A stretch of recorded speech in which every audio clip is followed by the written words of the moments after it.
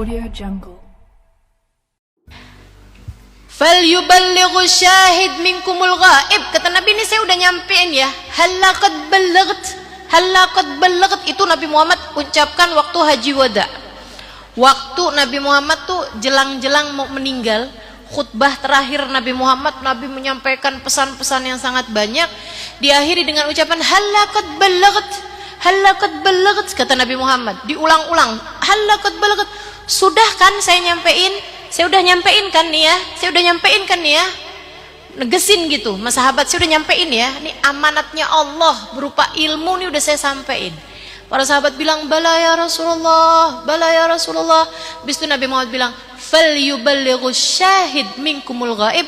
Kalian yang hadir wajib menyampaikan kepada para tabi'in. Kemudian yang dapat dari para sahabat, mereka menyampaikannya kepada generasi berikutnya, namanya generasi tabi'in. Nah, para tabi'in nyampeinnya kepada generasi berikutnya nyampeinnya lagi guru-gurunya. Itu semuanya pada punya sambungan sampai kepada baginda Nabi besar Muhammad sallallahu alaihi wasallam. Ilmunya dapat dipertanggungjawabkan. Istilah dokter tuh ada ijazah kedokterannya gitu. Nggak asal-asal orang dapat ilmu, dengar begini begitu, kemudian memperdebatkannya gitu ya. Kemudian ngasih tahu bahwa oh nggak bisa kayak begitu tuh. Puasa bulan Rajab itu bid'ah. Cerita bid'ahnya dari mana nih orang? Nabi Muhammad tidak pernah melaksanakan puasa di bulan Rajab. Tunggu. Kamu ngekos sama Nabi Muhammad? Kok bisa-bisanya gitu? Dapat ilmu kamu tuh dari mana? Bisa sembarangan ngomong Nabi begini, Nabi begitu. Saudaraku sekalian saya muliakan, semua ulama-ulama, guru-guru yang saya kenal, ketika mereka menyampaikan sesuatu, mereka menyampaikan tak hanya ilmu tapi juga adab. Saudaraku sekalian, dan adab terhadap ilmu itu, bahkan Sayyidah Aisyah, ini saya tanyain ya, dari semua orang paling dekat sama Nabi Muhammad, ada nggak yang melebihi Sayyidah Aisyah? Nggak ada, tidak laki-laki tidak perempuan. Yang paling dekat secara personal kepada Nabi Muhammad itu kan Sayyidah Aisyah. Satu kamar, satu tempat tidur, kan begitu saudara sekalian. Segitunya Sayyidah Aisyah tuh kalau meriwayatkan tentang Nabi Muhammad, beliau bilangnya kayak begini nih, ma ra'aitu Rasulullah sallallahu alaihi wasallam, atau ra'aitu Rasulullah sallallahu alaihi wasallam. Itu bilangnya, saya lihat Nabi Muhammad mengerjakan sholat sekian rakaat. Saya tidak pernah melihat. Kenapa beliau ucapkan dengan dinisbatkan kepada dirinya sendiri? Karena beliau tahu Nabi Muhammad selain punya istri Sayyidah Aisyah, punya istri yang lain. Yang dilihat sama mereka belum tentu sama yang saya lihat. Saya cuma nyeritain yang saya lihat. Sayyidah Aisyah nggak pernah bilang Nabi Muhammad nggak pernah begini, Nabi Muhammad selalu begini, nggak pernah. Segitunya Sayyidah Aisyah. Ente siapanya? Lama-lama saya kesel nih. Kau udah masuk bulan Rejab nih, saya lihat tuh ada tuh video orang-orang yang bilang bahwa puasa di bulan Rajab hukumnya bid'ah, dan ngapain kalian puasa kalau nggak dapat pahala malah dapat neraka. Agama siapa yang ente bawa? Ini kan bikin kita marah nih. Masya Allah.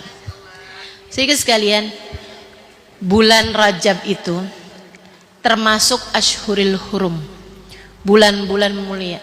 Nabi Muhammad mengatakan dalam hadisnya, inna isawma yaumin minal ashhuril hurum kathalathina yaumin min ghairih. Siapa yang puasa satu hari dari bulan-bulan mulia, salah satunya Rajab, senilai 30 hari dibandingkan bulan-bulan yang lain. Jelas, hadisnya jelas. Saudara sekalian yang saya muliakan, dan ada banyak hadis-hadis itu ya yang menceritakan tentang puasa di bulan Rajab. Nabi Muhammad melaksanakannya, Nabi Muhammad pun mengatakannya. Maka kalau ada orang membid'ah-bid'ahkan, ini aneh banget nih. Nggak ketemu saya cara mikirnya dia tuh kayak gimana gitu. Atau orang kayak gini nih, bid'ah baca Yasin malam Jumat. Kenapa gitu bid'ah? Soalnya Nabi Muhammad tuh nggak baca Yasin malam Jumat, bacanya Kahfi. Tahu dari mana ente? Tahu dari mana? Kalau Nabi Muhammad nggak pernah baca Yasin malam Jumat. Nabi Muhammad itu kadang-kadang dalam semalam itu baca 10 juz kok. Terus kalau pas nyampe Yasin dilompat gitu. Masya Allah, Masya Allah. Jadi sekalian, meskipun ya, yang belajaran lama nih, tahu banyak hal. Dan itu tuh saudaraku sekalian saya muliakan. Kalau ngeliatin yang model ngebid'ah-bid'ahin gitu, kita rasanya pengen ketawa gitu. Bukan pengen mendebat gitu. Karena yang, tahu apa sih gitu. Masya Allah, kita doakan aja. Mudah-mudahan Allah Subhanahu wa taala karuniakan yang terbaik buat umat ini insyaallah. Insyaallah. Ya, kerusakan agama ini seringkali disebabkan karena yang ahlinya diam atau yang enggak ahlinya ikut campur. Mudah-mudahan nih yang enggak ahlinya jangan ngerjain apa-apa yang tidak dia kuasai. Gitu ya. Begitu ya, Bu. Masuk Islam dapat 2 minggu langsung ceramah, kan aneh. Aneh. Ibu-ibu ngaji sama saya berapa lama aja, nggak berani kan mau ceramah? Berani ceramah? Nggak berani ceramah ya nggak. Jadi begitu saudaraku sekalian yang saya muliakan. Nah itu satu, mesti ada ilmunya, mesti belajar ilmunya gitu.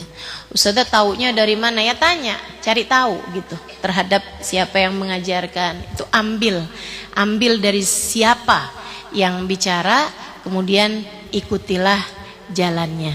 Biar nggak bingung. Nah, kalau ada orang ngomong kayak begini, Ustazah, ya kita hadir aja Ustazah, kita ambil yang bagus-bagusnya. Suka ada yang ngomong gitu kan? Teman-teman saya sekalian, dari mana kamu tahu yang bagus-bagusnya? Nah itu kan ilmu namanya. Nah gimana tahu kamu yang mana yang bagus, yang mana yang gak bagus kalau kamu gak ngerti ilmunya. Nah itu makanya lebih baik periksa dulu, sensor dulu orangnya, kemudian baru dengerin kajiannya, baru hadiri majelisnya. Alhamdulillah Indonesia kita tercinta ini gak kurang-kurang ulama. Dan alhamdulillah di zaman sekarang ini semua ilmu tuh dengan mudah kita dapat. Kamu buka media sosial, kamu hadir di majelis-majelis ilmu, ada begitu banyak orang-orang memang memiliki kapasitas untuk menyampaikan dan mereka menyampaikan ilmu. Tinggal kita hadir, tinggal kita dengerin, kemudian kita berkata seperti yang dikatakan oleh para sahabat Nabi Muhammad. Setiap kali diajari oleh Nabi Muhammad, mereka bilang sami'na wa ata'na. Kami dengar, kemudian kami patuhi. Kami dengar, kemudian kami jalankan. Mudah-mudahan Allah SWT karuniakan kemampuan bagi kita untuk dapat menjalankannya dengan cara yang terbaik. Insya Allah. Ini satu. Jadi nomor satunya adalah ilmu. Cari dari orang-orang yang memiliki kapasitas untuk menyampaikan hal tersebut. Kemudian yang kedua, teman-teman saya sekalian, jalan menuju kebahagiaan yang hakiki ini, yang nomor 2-nya adalah taubat. Taubat dari dosa-dosa yang telah kita lakukan. Karena namanya ini kan berbekal. Artinya berjalan menuju kepada kebahagiaan yang kekal. Gitu kan ya? Saudaraku sekalian, Imam Ghazali dalam kitabnya Minhajul Abidin mengatakan, orang yang punya beban-beban dosa yang belum dia taubatin di masa lalu, kemudian dia melangkah menuju Allah Subhanahu wa taala dengan beribadah itu seperti orang yang disuruh jalan bahkan lari tapi di belakangnya ada beban-beban berat. Kamu mau jalan tapi di belakangmu ditaruhin galon. Bisa ngebut gak?